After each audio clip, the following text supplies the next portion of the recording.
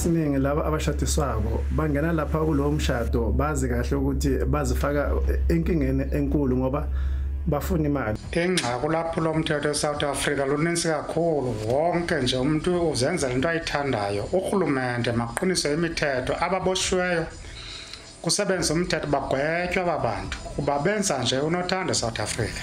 Ngithi mina lilodwa lento ikhambi uhulumeni akazama indaba oqinisa umthetho lapha emngceleni abantu bangene ngendlela okuyiyo futhi noma sebakhona ngaphathi babe khona okusemthethweni ngoba egcineni boqhuba lobugebengu bokushadisa abantu bana uthothi banama office emaningi la eKZN eGoli kuCape Town Eastern Cape noma bangabanjwa labo phinde banikeze bail uhulumeni ayijwayele vele. Ezinsukwini nje kuboshwe abasolwa abathathu eGreyville esifundazweni saKwaZulu-Natal besolwa ngokushadisa abesifazane baseNingizimu Afrika ngokungemthetho nabantu bokufika abangenazo izincwadi zokuba kuleli. Ngokusho kwamaphoyisa kusolakala ukuthi kukhona labasolwa abasebenza naye ongaphakathi ehhovisi lomnyango wezasekhaya. Inkulu kangakanani mbukeli lenkinga now according to reports 1614 fraudulent marriages were registered from January to November 2023. Namuhla ohlelweni asikhulume let's talk mbukelo sibuza ukuthi kungani inani lemshado engekho emthethweni liphezulu kangaka, kungenziwani futhi ukuthi kugwemwe ukwebiwa komazisi babantu bashadiswe futhi bengazi nokuthi abantu bashade nabokufika ukuze babakhokhele imali. Asikubingelele mbukelo sikwamukela ohlelweni isigama lami ngingubongiwe uMakhumalo wakwazwane. Mbukelo ukhumbula ukuthi ungaba ingxenye yalolu hlelo usishayele ucingo inombolo zethu 011-714-0677 noma 78 kanti futhi siyatholakala nasey'nkundleni zokuxhumana our X handle @SABC Izindaba ku Facebook mbukeli ikhasi lethu SABC Izindaba. Mbukeli ukuze kube lula ke qala #asikhulume #SABC News bese ke ubhala umbuzo noma umbono wakho. Asikhulume.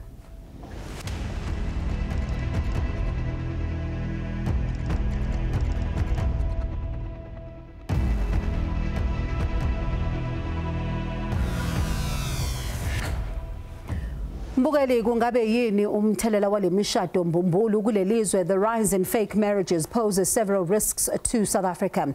It is putting the strain on the integrity of the country's immigration system by allowing individuals with no legal right to reside in the country to do so. In addition, fake marriages exploit vulnerable South African women, trapping them in fraudulent and potentially dangerous situation. Mbukeli ohlelweni namhlanje sivakashelwe abesifazane basesifundazweni saseGauteng abazositshela kabanzi ukuthi bayithole kanjani bekule mishado. UNomusa umsibi nodadewabo uZanele kanye noNelisiwe uMadonsela who is an immigration attorney. Anginibingelele nonke nginamukela ohlelweni. Asiqale ngawe dadewethu. Njani ma? Ngiyaphila nami. Uyithole kanjani kule nkinga? Sisi mina kule nkinga le ngithole senginabantwana bengingazi ngayo. Kodwa khona umuntu ntombazana esikhula naye from elokishini. Le ntombazana le ngathi yazana nabo labantu laba bangaphakathi nawo lama foreigner lawa Nigerian and everything. Wang approach her one day, she came githi wangithola ngisendlini wathi Nomsa, there's a business proposal enginayo for wena. So because awusebenzi nasekhaya izinto azihambi kahle, you're gonna need this money izokusiza. Then ngathi okay ngicela ungiexplainele more ngale situation engizosifaka kuyo. What is just a partnership for only 6 months. There's a person ofuna ukuvula ibusiness yakhe, so akana maphepha anawo ukuthi angasayina ibusiness, so ibusiness izongena under you. So ngathi okay it's fine, am I gonna get paid for that? Athi yeah, but in 6 months ya expire just when I umupha that start yokuthi business yakhe ibe khona ngapha. Then after 6 months it's gonna expire, gonna sign the papers ukuthi so abasho lutho ngomshado. Cha akashongo nix ngomshado. Then wangifonela got a call wathi sihlangane, it was a KFC. Then when I got the KFC eJoburg, where's analo foreign person lo bakahamba naye. Like everything happens so fast, they don't want to ubuza ama question amaningi or anything. They just say okay na imali lesivumelane ngayo. The money I remember it was 500 rands. Bangipha 500 rands but sign lana ke every month you're going to get a certain amount of money from this person. Ngizobuya lapho because ngifuna ukwazi ukuthi leyo mali uye wayithola na angize kuwe sesizanele wena ungene kanjani? Umntana kithi makaceda ukuyenza nami bang-approach bathi ngiyenze the same thing. Mina makangiyenzela ngeJoburg ngayenzela eAlbertine bayenza indaweni ezihlukahlukile ema KFC la wakhona. Uye lo sis mara mina bokuye elinye ikhulu so manje uma ucabanga ukuthi wena uhleli lapho bakubizele khona lapho uhleli khona lo muntu ohleli naye uthini kuwe? Uthi hayi ibusiness ungivulela ibusiness nje uzothola don't worry you will get paid, don't worry you will get money every month yabona. Mina ngayithola for 2 months le mali le then angizange sayithola mangifuna le ntombazana le kwakuyimali bokuyi 500 manje masobuza ukuthi awusayitholi bathini mangifuna le ntombazana ayisatholakali nayo. Sisi wena mawungena uyitshela ukuthi ibusiness uthola nini ukuthi ushadile? Mangicela ukuthola ama twins wami manyoba register for certificate, birth certificate. Mangifike home affairs they require ID ngithi ngiyakhipha ID ngiyabapha then bangibuza sisi ushadile ngithi cha. But kodwa la ku system yethu uvela ngesibongo esinye than less of naso. Something barshi something angikhona ukuzipronounce kahle. Yeah. Ngathi hayi cha. But iyavela la ku system yethu and bathi ushadele angazi high court kuphi you can print a certificate for you can see for yourself before we continue any further ukuthi uzo register your children for birth certificate and everything. Ngathi okay but uze nemali for printer certificate and I went home I came back for ukuzo printer that certificate kulapho khona ngithola iproof yokuthi vele there's this thing yokuthi there's a marriage what arrangement enginayo nomuntu engamazi. I went back, yes. I went back election ngayobuza usisi ngathi sisi what's happening ngale nto le mina ngamthola luckily ngamthola mangifika kuye ngiyambuza sisi ngifike home affairs bangitshela into kanje and the last thing engikhumbulayo mina wuwe bona lo muntu lo esibongo same thing yokuthi sine partnership manje kanjani sokuyi marriage athi angazi there's a mistake eyenzekile ngathi no you have to rectify it. So sizoyilungisa kanjani athi ukhona umuntu engimazi yodila ngalento sebenza naye ukuphi uhlala somewhere in Joburg usebenza omkhulu usebenza home affairs unawo amaphepha labo no signer nina you are not aware ukuthi benenzani but bokumele expire that thing bungamelanga ehlale so long. Sisi wena sisanele nangu udadweni uthi yena wazi ukuthi utshelwe ukuthi bekumele expire wena uthola nini ukuthi ushadile? Mina ngithola mangi 20 ingenzeke 2012 ngithola 2013 mangithi ngiyovula account bank account but sisi ushadile. Mrs Bani Hussein yebo. Manje ke mawuqeda ukutshela ukuthi uMrs Hussein wenza njani?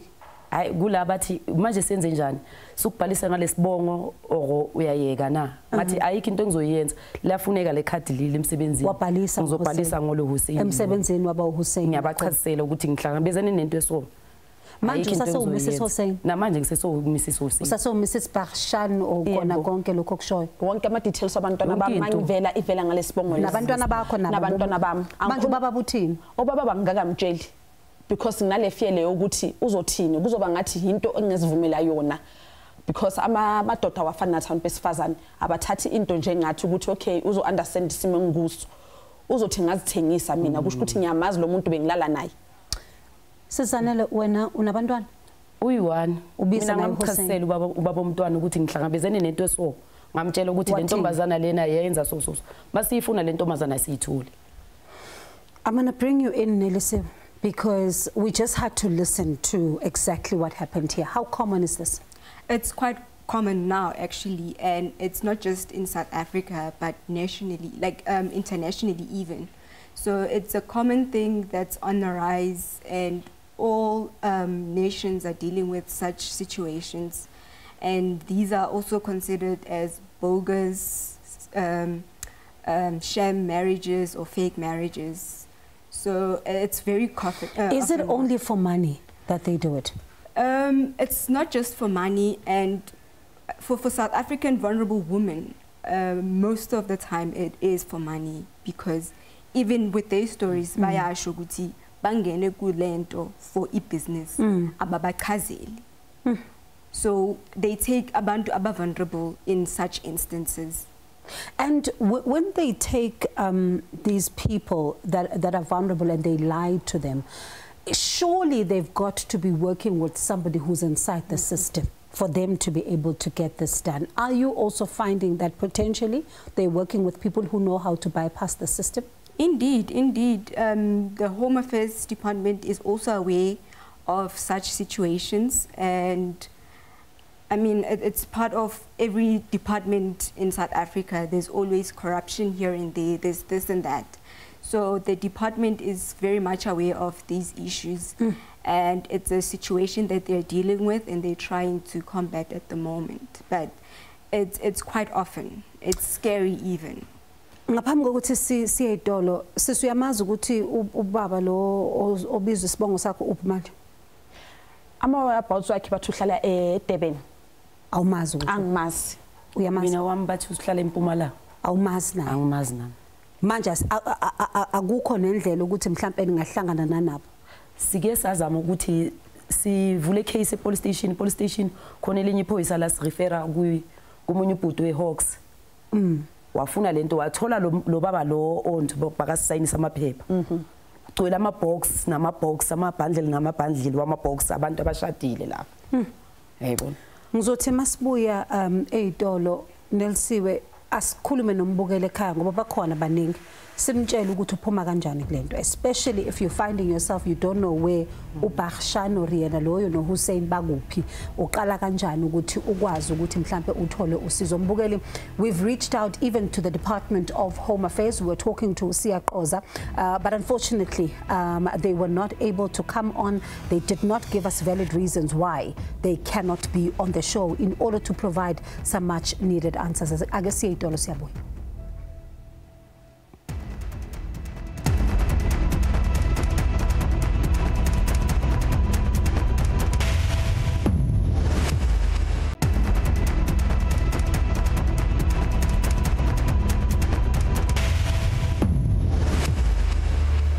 Mbukeli siphinde sikwamukele ohlelweni asikhulume let's talk, kanti uma uqeda ukuhlanganyela kanye nathi sikhuluma ngemishado mbumbulu noma ama-fake marriages ngolwasemzini. Asamukele ihambeli zethu Nelisiwe uMadonsela esihleli naye who is an immigration attorney.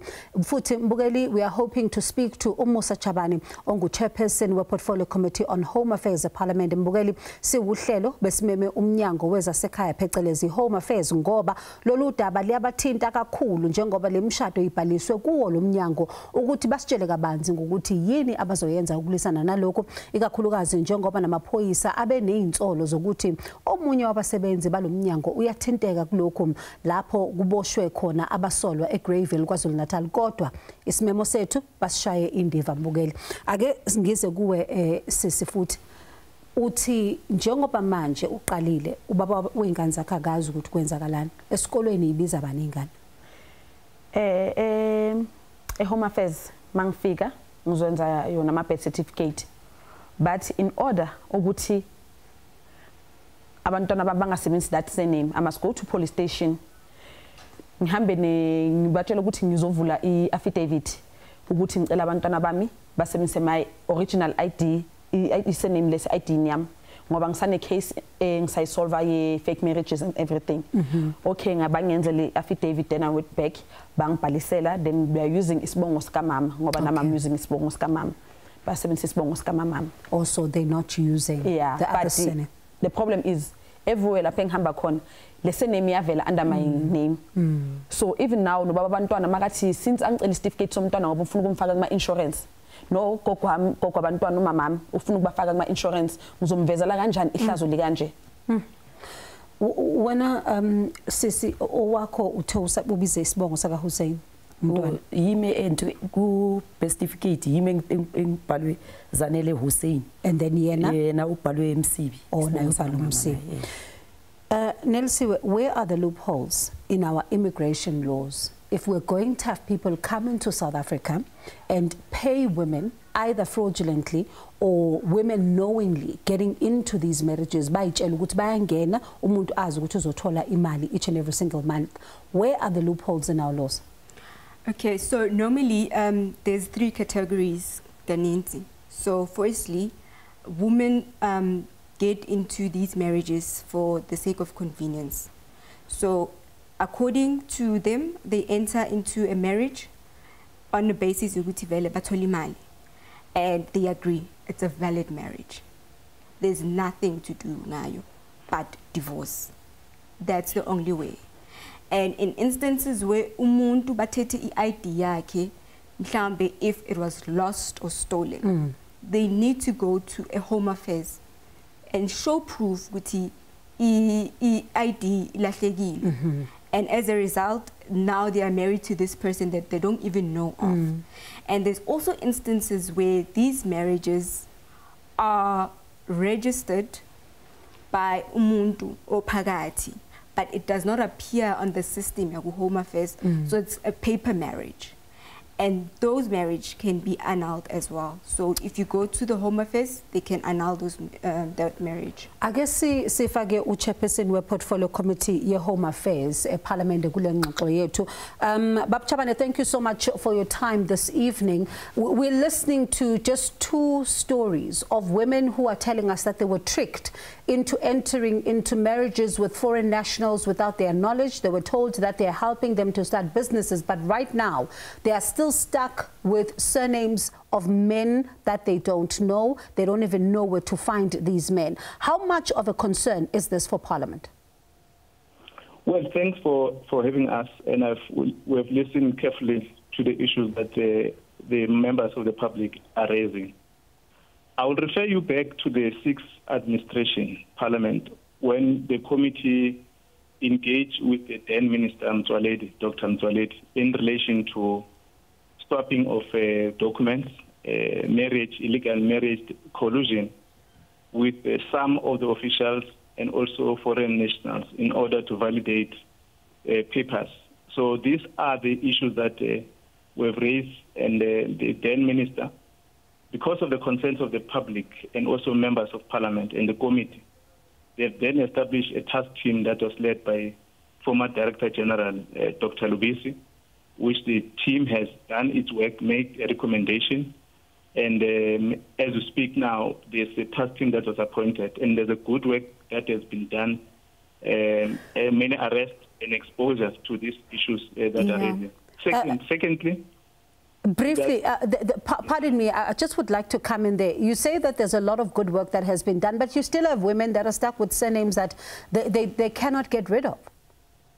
You're correct. I think as you note that in the last 2 weeks, there were arrests in KZN in relation to this marriage, and there were many arrests throughout the country. There are almost 15 offices throughout the country that have been identified as a pathway for this illegal marriage, swapping of photos, collusion with the syndicates. And in the report which we received last week by the Portfolio Committee, the Anti-Corrupt Unit and the Multidisciplinary Team that was appointed, it was daring on the issues that they've discovered, kingpins or syndicates that are colluding with this, some of the officials have been exposed and some have been dismissed. I'm more interested now that this matter has been raised, and I think we'll take responsibility to follow this matter. I know that there are many issues, and refer this case to the multidisciplinary task team that has been appointed. There are others, though, who are watching us tonight, who are saying that I do have a surname that I either was tricked into, taking because I was not aware. I lost my ID document, and I'm finding myself with the pain of having to try and, really reclaim my surname. Abanye, of course, unfortunately for them, they got into these arrangements hoping to get paid per month. What happens now? What approach are you taking as the Portfolio Committee to ensure that these women get their surnames back? Because that is the big identity issue that we are finding. Correct. It's one name Portfolio Committee, the Home Affairs, that we must create more awareness in Izindaba fraudulent documents. But we also encourage abantu bonke ukuthi if such actions have been identified and directly impact on a person, there are law enforcement agencies, police, and also directly to report to Home Affairs. There are good officials that serve our people and want to encourage that the usage of the system. All right. Yes. Okay, we'll just take a breather. We're coming back, and when we come back, I'd like us to talk about the security of the country and how much of a risk it is in when we are finding that people have either access to documentation that they are not supposed to have access to, especially documentation that belongs to the Department of Home Affairs. Mbugeli akasithi shelele 8 siyabuya unganyakaza.